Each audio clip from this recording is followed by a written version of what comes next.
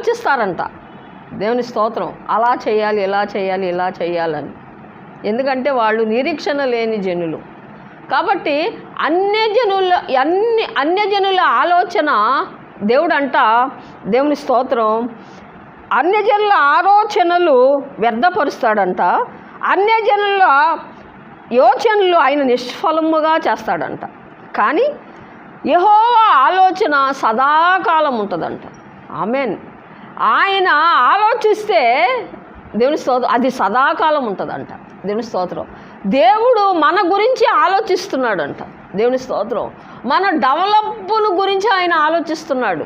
మన అభివృద్ధి కోసం ఆయన ఆలోచిస్తున్నాడు. కాబట్టి ఆయన ఏం చేస్తాడంట, యెహోవా ఆలోచనలు సదాకాలం ఉంటాయంట. నీ ఎడల నా ఎడల మన పట్ల ఆయనకున్న ఆలోచనలు గొప్పవి. దేవుడు ఈ మాటలు దీవించును గాక.